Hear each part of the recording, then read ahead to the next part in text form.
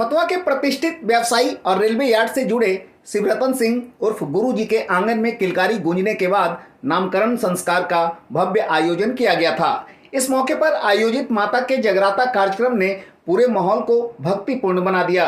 माहौल सिर्फ भक्तिपूर्ण ही नहीं था, बल्कि जागरण के लिए बनाए गए स्टेज पर लाइटिंग और साउंड सिस्टम के बेहतरीन इंतजाम ने पूरे माहौल को भव्यता की आगोश में समेट लिया था। जागरण के मंच पर मौजूद कलाकारों ने अपनी भक्तिपूर्ण प्रस्तुति और झांकी से सभी का मन मोह लिया।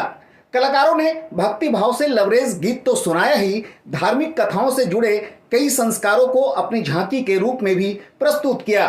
चूंकि कार्यक्रम बच्चे के नामकरण संस्कार से जुड़ा था, इसीलिए भगवान श्री कृष्ण के जन्म से जुड़े प्रकरण का नाट्य रूपांतरण पेश कर कलाकारों ने अपनी दमदार उपस्थिति को दर्ज करवाया।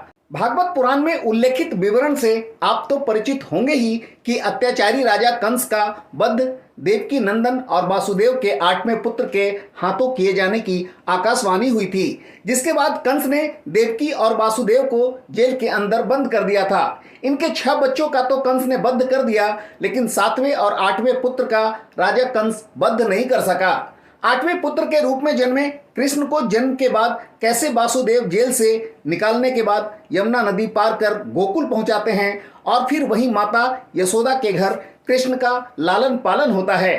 कुल मिलाकर कृष्ण के इस वृत्तांत का कलाकारों ने झांकी के माध्यम से बड़ा ही सजीव चित्रण किया था। इस झांकी के दौरान उस नवजात को भी स्टेज पर लाया गया जिसका नामकरण हुआ था। आज के नामकरण संस्कार के बाद इस बच्चे को त्रिशिव सिंह का नाम मिला, जिसका अर्थ होता है 3 शिव या शिव के 3 रूप कह सकते हैं। जागरण मंच पर त्रिशिव के साथ दादी चंद्रकांता देवी, मम्मी मनीषा राज और पापा अनुज राज भी विराजमान थे।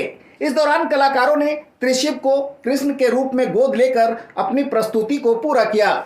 इस झांकी के दौरान बड़े ही मनभावन दृश्य का दर्शकों ने अवलोकन किया।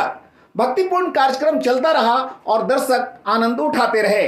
दर्शक मंडली में महिलाओं की संख्या अधिक थी। माता के इस जगराता में कुछ नेम फेम कलाकार भी अपनी प्रस्तुति देने पहुंचे थे।